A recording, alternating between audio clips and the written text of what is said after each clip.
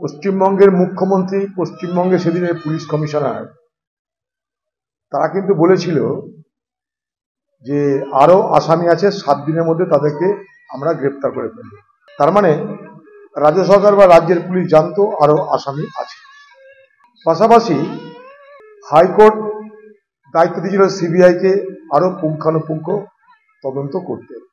অদ্ভুতভাবে হাইকোর্ট তদন্তের দায়িত্ব দেওয়ার পর কিভাবে সুপ্রিম কোর্টের প্রধান বিচারপতি গোটা বিষয়টাকে টেক আপ করলেন, এবং যে সিবিআই এবং এই অপরাধের যে বিরোধিতার তীব্রতা, যা আইনি মোকাবেলা করবার যে সমস্ত ব্যবস্থা, সেটা কলকাতা হাইকোর্ট থেকে চলে গেল, তার ফোকাস উঠে সুপ্রিম কোর্টে।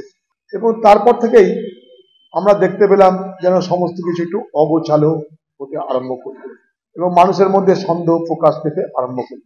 সেই সন্দেহ প্রকাশ পেতে পেতে সেই সন্দেহ সত্যতে রূপান্তরিত হতে চলল।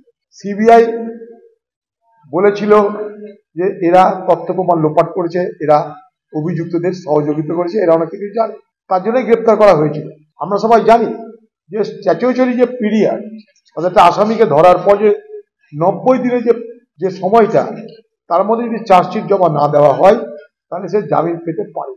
কিন্তু সিবিআই যদি মনে করতো চার্জশিটে তাদেরকে অভিযোগ, যেহেতু তারা করেছিল সিবিআই অফিসাররা, যেহেতু সিবিআই পক্ষ থেকে অভিযোগ করা হয়েছিল, তাই আজকে যে যখন সাপ্লিমেন্টারি চার্জশিটের কথা বলছে, তখন এটা করা যেতে পারত যে চার্জশিটে তাদের নাম রেখে তারপরে সাপ্লিমেন্টারি চার্জশিট তারা পরে প্রডিউস করতে পারতো বা জমা দিতে পারত। গোটা ঘটনা দেখে এটা নিশ্চয়ই বুঝতে আমাদের অসুবিধা হচ্ছে না কি কোনো না কোনো ভাবে কেন্দ্রের এজেন্সির সঙ্গে রাজ্যের এজেন্সির একটা সমঝোতা হয়েছে। রাজ্য পুলিশ চেয়েছিল তাদের নিজস্ব পুলিশ কনস্টেবল বা পুলিশের ওসিকে বাঁচাতে, তার জন্য তারা যতদূর যেতে চেয়েছিল। রাজনৈতিক সম্পর্ক আমরা দেখলাম, এখানে গৃহমন্ত্রী এলো, পীড়িতার বাড়ি গেল না, স্বাভাবিকভাবে কোথাও না কোথাও সন্দেহ আমরা যেটা প্রকাশ করেছিলাম, পীড়িতার মা বাবা যে সন্দেহ প্রকাশ করেছিল, জানি না সিবিআই কি করবে, তাদের সেই কথাটাই সত্য হচ্ছে। আমরা জানি যে কখনো বলা হয় दाल में कुछ काला है, এখন लगता है कि पूरा दाल ही काला है। दाल में कुछ काला नहीं बल्कि सारे दाल काला लग रही है। তো এই জায়গায় দাঁড়িয়ে কেউ কেউ ক্রোধের বশে বলছে এই সিবিআই এর উপরে ভরসা নাই, সিবিআই তোর উপরে ভরসা নাই, কখনো মনে হয় তোকে চিবিয়ে খায়। বাংলার মানুষের আজ এরকমই ক্রোধ এখানকার সিবিআইয়ের বিরুদ্ধে। এটুকু বলতে পারলাম। এই লড়াই থামবে না, এই লড়াই চলবে, কারণ সবাই জানে অপরাধ হয়েছে।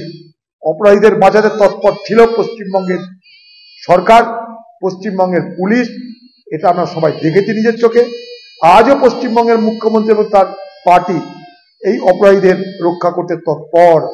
সন্দীপ বাবুকে আবার তার নিজ নিজ পদে দিয়ে দেওয়ার জন্য দিদি নিশ্চয়ই আগ্রহ প্রকাশ করবে। তাদের ঘরের আড়ালের দুলাল এরা সব এক একটা ব্যক্তিত্ব। তাই এ বাংলায় বিচার মানুষ চাইছে, কিন্তু মনের মতন বিচার পাচ্ছে না। বাংলা টুডে নাও।